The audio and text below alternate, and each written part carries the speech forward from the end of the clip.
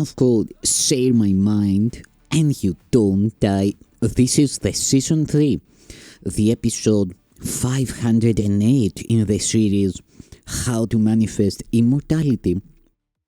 And the name of today's teaching is The Dynamics of the Ego. No one can escape from illusions unless he looks on them, for not looking is the way they are protected. There is no need to shrink from illusions, for they cannot be dangerous.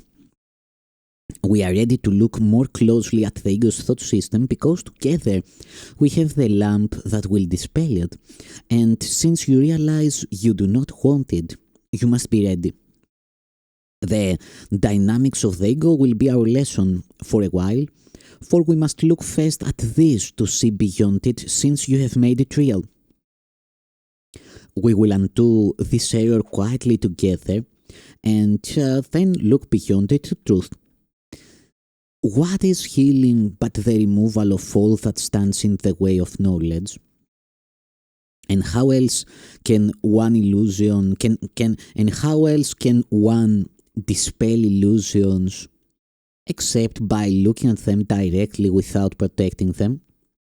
Be not afraid, therefore, for what you will be looking at is the source of fear, and you are beginning to learn that fear is not real. You are also learning that its effects can be dispelled merely by denying the reality. The next step is obviously to recognize that what has no effects does not exist. Laws do not operate in a vacuum, and what leads to nothing has not happened. If reality is recognized by its extension, what leads to nothing could not be real. Do not be afraid then to look upon fear, for it cannot be seen. Clarity undoes confusion by definition, and to look upon darkness through light must dispel it. Let us begin this lesson in ego dynamics by understanding that the term itself does not mean anything. It contains the very contradiction in terms that makes it meaningless. Dynamics implies the power to do something, and the whole separation fallacy lies in the belief that the ego has the power to do anything. The ego is fearful to you because you believe this. Yet the truth is very simple. All power is of God. What is not of Him has no power to do anything. When we look at the ego, then, we are not considering dynamics but delusions. You can surely regard a delusional thought system without fear, for it cannot have any effects if its source is not real. Fear becomes more obviously inappropriate if you recognize the ego's goal, which is so clearly senseless that any effort on its behalf is necessarily expended on nothing. The ego's goal, quite explicitly, is ego autonomy. From the beginning, then, its purpose is to be separate, sufficient unto itself, and independent of any power except its own. This is why it is the symbol of separation. Every idea has a purpose, and its purpose is always the natural outcome of what it is. Everything that stems from the ego is the natural outcome of its central belief, and the way to undo its results is merely to recognize that their source is not natural, being out of accord with your true nature. I said before that to will contrary to God is wishful thinking and not real willing. His will is one, because the extension of His will cannot be unlike itself.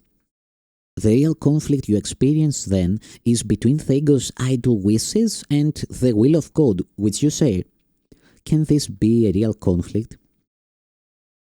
Yours is the independence of creation, not of autonomy. Your whole creative function lies in your complete dependence on God, whose function He shares with you. By His willingness to share it, He became as dependent on you as you are on Him. Do not ascribe the ego's arrogance to Him who wills not to be independent of you. He has included you in His autonomy. Can you believe that autonomy is meaningful apart from Him? The belief in ego autonomy is costing you the knowledge of your dependence on God, in which your freedom lies. The ego sees all dependency as threatening and has twisted even your longing for God into a means of establishing itself. But do not be deceived by its interpretation of your conflict. The ego always attacks on behalf of separation. Believing it has the power to do this, it does nothing else, because its goal of autonomy is nothing else. The ego is totally confused about reality, but it does not lose sight of its goal. It is much more vigilant than you are, because it is perfectly certain of its purpose. You are confused because you do not recognize yours.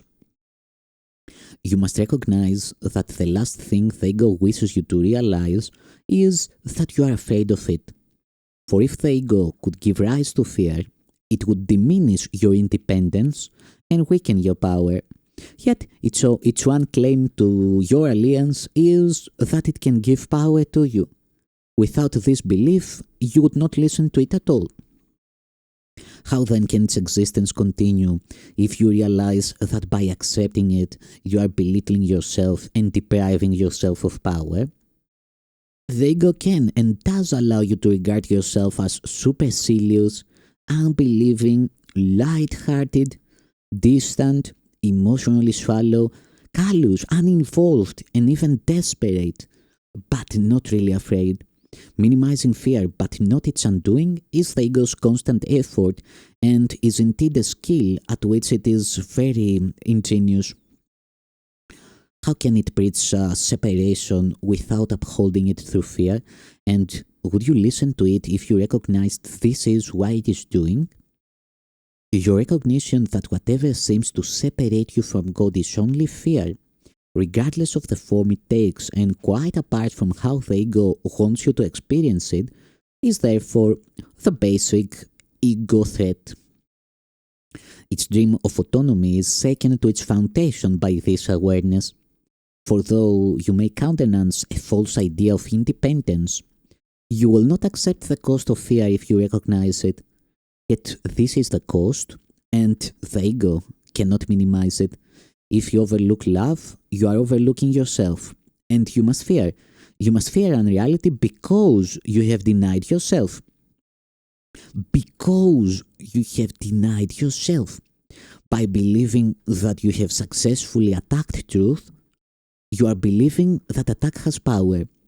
Very simply then, you have become afraid of yourself, and no one wants to find what he believes would destroy him. If the ego's goal of autonomy could be accomplished, God's purpose could be defeated, and this is impossible. Only by learning what fear is can you finally learn to distinguish the possible from the impossible and the false from the true. According to the ego's teaching, each goal can be accomplished and God's purpose cannot. According to the Holy Spirit's teaching, only God's purpose can be accomplished and is accomplished already. God is as dependent on you as you are on Him, because His autonomy encompasses yours and is therefore incomplete without it. You can only establish your autonomy by identifying with Him and fulfilling your function as it exists in truth. The ego believes that to accomplish its goal is happiness, but it is given you to know that God's function is yours and happiness cannot be found apart from your joint will. Recognize only that the ego's goal, which you have pursued so diligently, has merely brought you fear, and it becomes difficult to maintain that fear is happiness.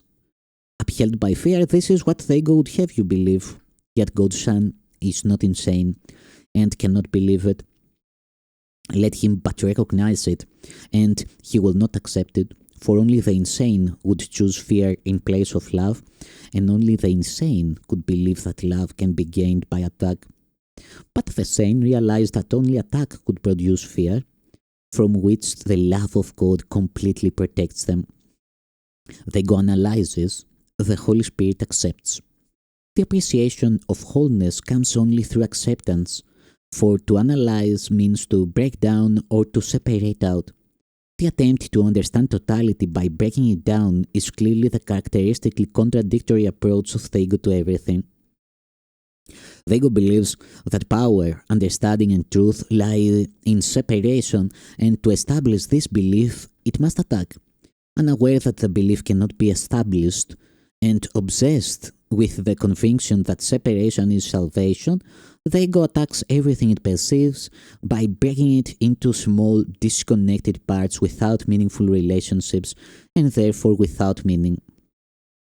The ego will always substitute chaos for meaning, for if separation is salvation, harmony is threat. The ego's interpretations of the laws of perception are and would have to be the exact opposite of the Holy Spirit's. The ego focuses on error and overlooks truth. It makes real every mistake it perceives, and with characteristically secular reasoning concludes that because of the mistake, consistent truth must be meaningless.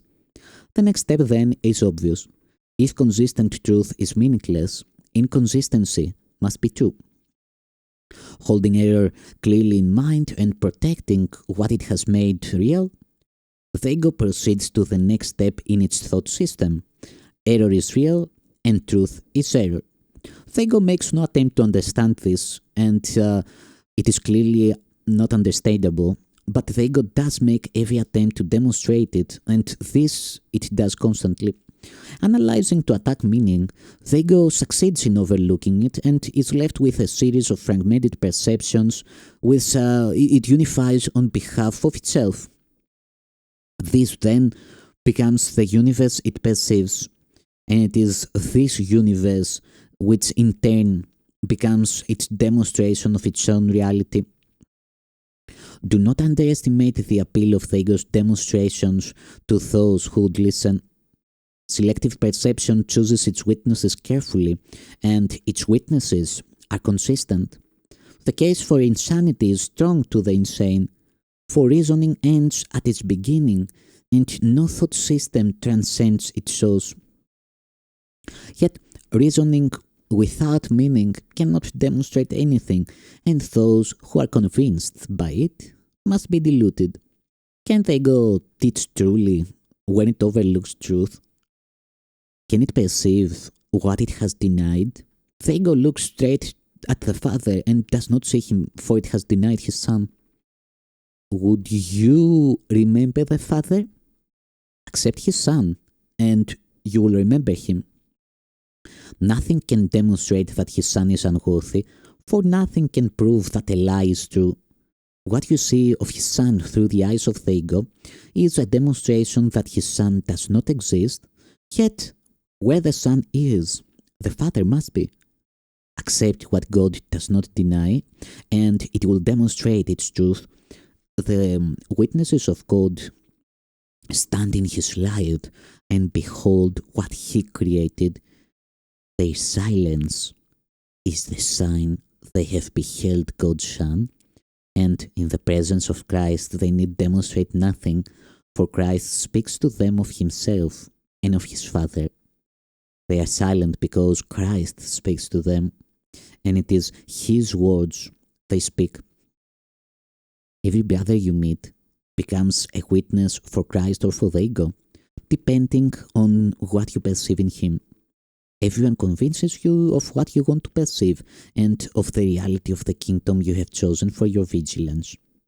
Everything you perceive is a witness to the thought system you want to be true.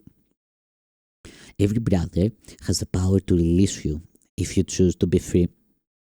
You cannot accept false witness of him unless you have evoked false witnesses against him. If he speaks not of Christ to you, you spoke not of Christ to him. You hear but your own voice, and if Christ speaks through you, you will hear him. Thank you, Son of God.